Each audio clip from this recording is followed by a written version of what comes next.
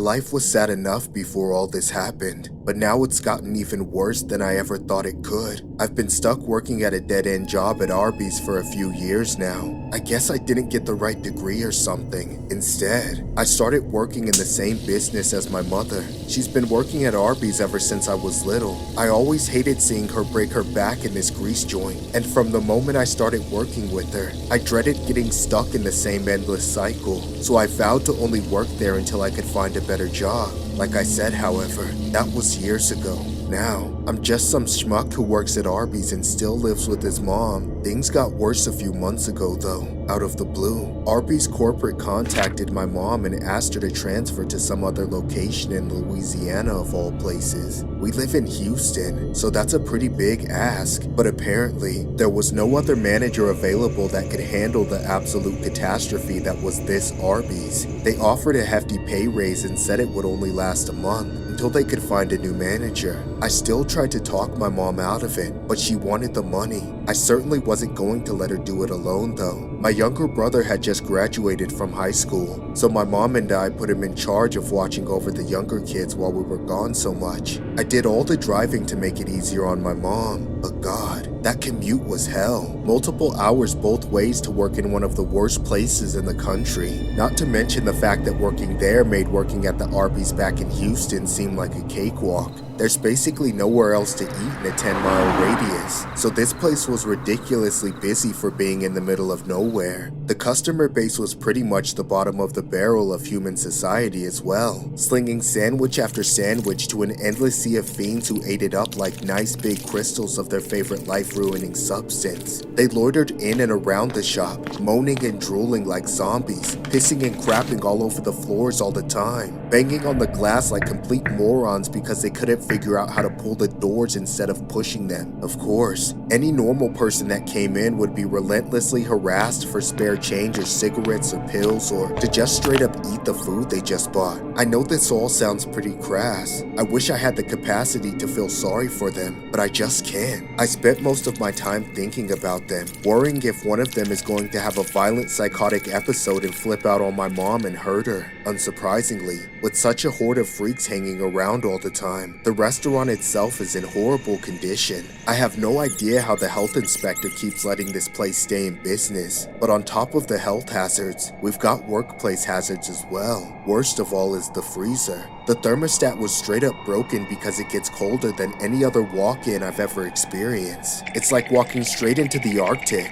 It's great for keeping things cold, but I don't even think the rats that lurked around there could bear going in there. Anyone who steps foot in it gets straight up sick from the cold in about 2 minutes. The door, however, was busted. We used a screwdriver as a prop to keep it cracked open, and sometimes we jam a box of cooking oil in it. According to everyone who worked there longer than us, it's been broken for a long time and the owners refused to fix it for whatever reason. Despite multiple work orders being put in for repairs, I worked my tail off in that awful place for the whole month we were supposed to be there. But then we got screwed over and forced to stay longer. By the beginning of the 3rd month, I was a shell of my former self. One evening, I was so drained that my mom took me off grill duty and traded positions with me so I wouldn't burn myself. She knows how to do everything, and I can run a register with my eyes closed. I remember feeling like I was one of the zombies myself as I stood there for the last few hours of my shift, checking out customer after customer, slowly dozing off and getting more and more delirious. In my sleep-deprived state, everything started to feel really weird. I kept hearing this banging sound.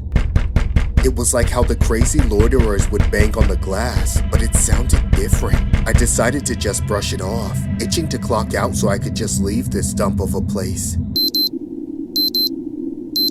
Eventually, I was startled back to consciousness as my watch went off, telling me it was finally closing time. I realized I was alone in the restaurant. All the customers had left. Even the other employees had gone home early. Plus, it was eerily silent now. I went looking for my mom to see what I could do to help her close, but I couldn't seem to find her. She wasn't in the bathrooms, nor was she in the kitchen. Then it dawned on me. My heart sank as I ran to the freezer and pulled open the door, only to see my worst nightmare realized. My mom was frozen solid.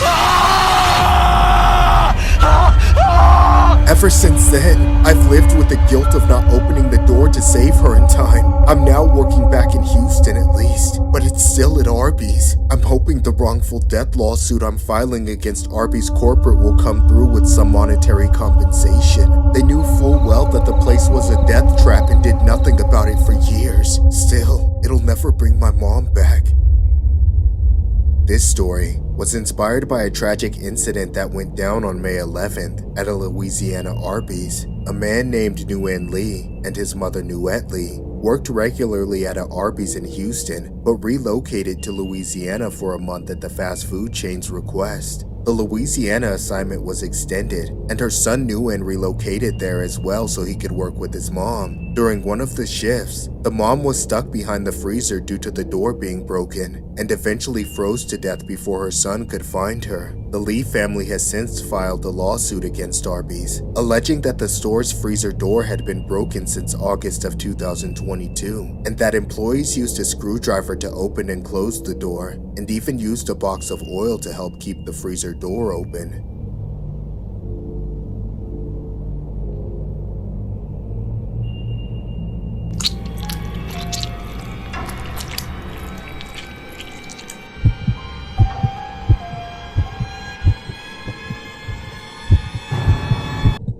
I know I'm getting older, and I've seen a lot of strange, crazy things happen in my life, but this has got to be the tale that takes the cake. I was driving home late at night from a house party, and I knew I would have to stop somewhere to get something to eat, as the party was sorely lacking in food for the guests. After 2 glasses of wine on an empty stomach, I really needed something to eat, but the longer I drove on, the more I realized there wasn't much of anything that was still open. Then, finally, I saw a Sonic on the side of the road. I personally wasn't the biggest fan of Sonic, but I was pretty desperate, so I pulled up to the drive-in area and parked my car. I began to make my way inside and instantly started second-guessing my decision. I looked around, and all I saw were a bunch of creepy, worn-out people even older than me, sitting in this dingy and outdated diner area that clearly hadn't been renovated since the 90s. As soon as I stepped foot inside, they all stopped eating and stared directly at me, like I just walked in on some sort of secret meeting. They all seemed to have the same crazed, wide-eyed expression too, like they escaped from a mental asylum together and were hiding out here. None of them even said a word, not to me and not to each other. It was so quiet that I could hear a pin drop. I was worried about getting chopped up into hot dogs for interrupting their weird cult activity. That or I was the only decent-looking woman they'd ever seen. Either way, I knew I should do my business and get the hell out of there, so I went up to the counter to order. I was met by an employee who was just as leathery and creepy as the customers, and who also wouldn't say anything to greet me but was okay with staring at me with a complete lack of emotion in his eyes. Excuse me, can I order a hot dog? How long do you like it? As he said his suggestive little joke, he stretched his lips into the widest, most unsettling smile I have ever seen. It was really just bone-chilling. I wasn't sure if he was being serious or not, but I felt like he wasn't. I didn't know hot dogs came in different sizes. What size do you have? Just the size I was born with. Really? Do you want to lose your job? Make me a goddamn hot dog before I call the cops and report you for harassment. Maybe you do fit in with us. 1 hot dog coming right up. Just need the payment first, ma'am. Here. The weird Sonic employee then disappeared into the back to make my hot dog, leaving me alone with the people in the diner. As I stood there, I could feel all their eyes on my back. I turned around to look at them, and sure enough, they were all glaring directly at me. I was honestly worried at first that they weren't even real people. They just looked like soulless robots to chew and stare at customers that ordered here. What? What are you looking at? Just mind your own business and leave me alone. No matter what I said, they wouldn't budge. I then got startled when I heard a voice saying, "Here's your hot dog, ma'am." I snatched the bag out of his hand and stormed out of there at last. I got in my car and locked the door immediately. I took a moment to myself before driving off so I could calm down from everything that had happened. But then out of nowhere, the creep came running up to my car and banging on my window. Hey, open up!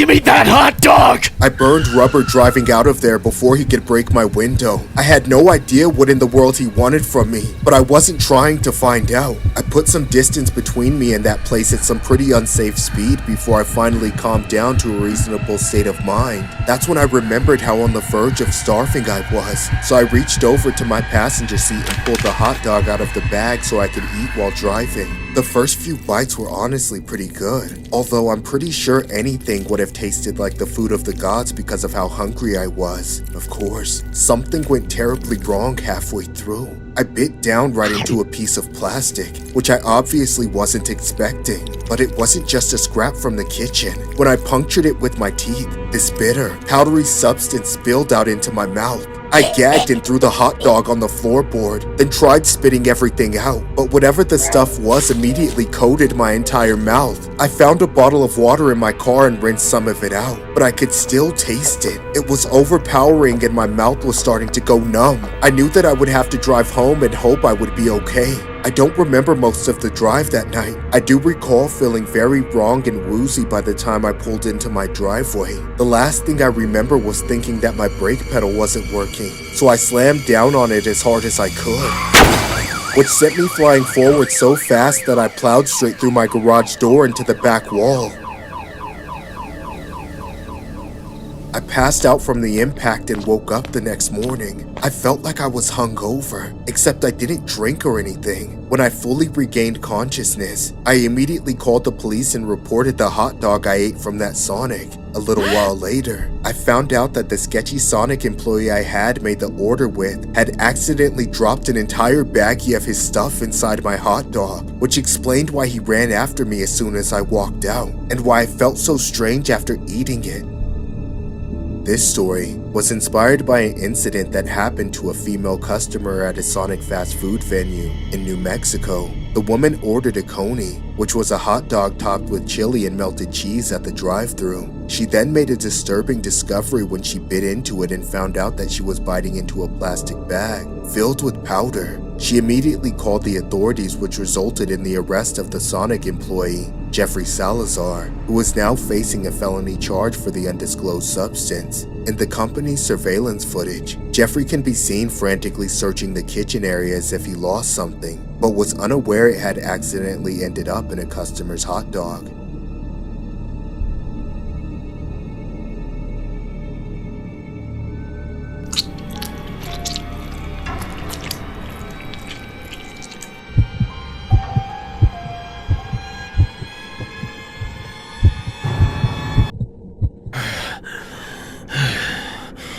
Dude, is the camera on? I need to eat. But you ate 1 minute ago. I'm not talking about your dump truck. I'm talking about the McDonald's in front of me, saggy nuts. I know you did, but I'm talking about the buffet we were at 5 minutes ago. Don't patronize me, boy. I'm gonna eat anything and everything. Does that mean I get a second round and can't remove the pearls from my— Shut up and film me, Mr. Tic Tac. All right, take one. Action.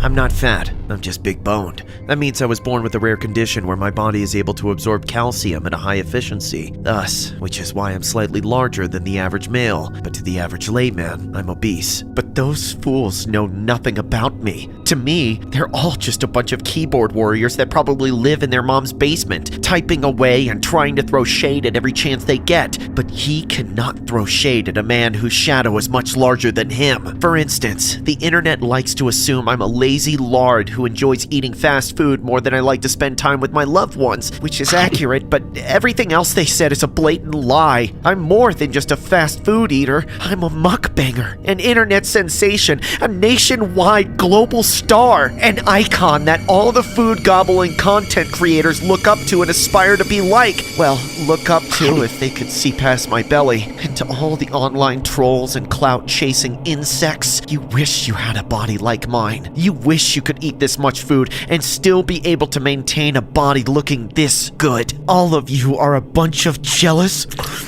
no good, rats! Wish you could be me! They sometimes called me a whale, but I personally took it as a compliment, as this is royalty in the kingdom of water, as a lion is at land. And now, all the youngins want to be like me, and not like Mike. I love my food quantity by the dozens, quadrupled. Even that guy from the movie Super Size Me has nothing on me. I like filming myself eat as the masses watch what greatness is supposed to look like. I may not be the goat, but I bet I can eat any goat whole. I like to take my talents from Burger King and join McDonald's. I'm able to draw millions of people from around the world who look at me as the greatest talent to ever grace the earth's fast food joints. It was like I was born with 20 stomachs. There's not another mukbanger on this earth near the realms of my caliber. Not Matt Stoney, not your wife, no one. Me.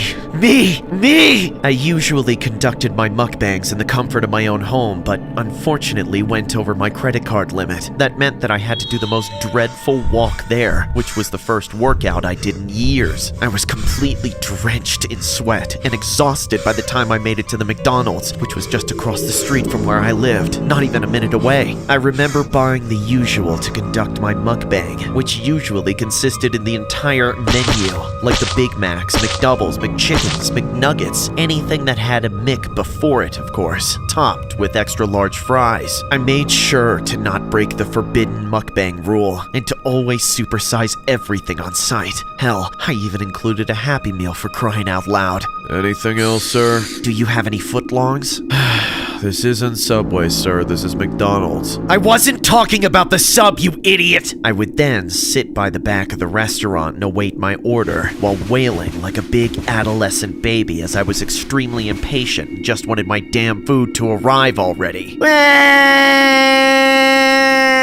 I want my McDonald's now! If I don't get my McDonald's at this very second, I will take my talents back to Burger King! By the time the stupid employee came back and forth several times with my food, I decided to conduct the mukbang here, since I was not down to carry all the food back home, since I wasn't trying to do any heavy lifting, with the exception of lifting food up to my mouth, of course, and other things behind closed doors. By the time I finished, I had to take the biggest dump ever. I squeezed into the bathroom stall and went to work. After a smelly 10 minutes, the most disturbing thing imaginable happened to me. I was stuck in the bathroom stall. I tried to get up to wipe but couldn't budge. It was like Arthur pulling the sword from the stone, except it was my butt from the toilet and I was definitely no Arthur. Help! Someone help me! Oh gosh, let me call Josh. Damn it! Oh no. Help!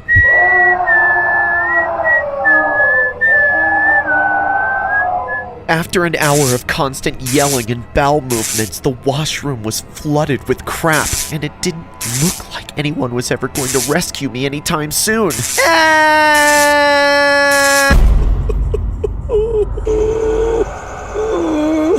To the greatest mukbanger ever. You were not fat, you were just big boned.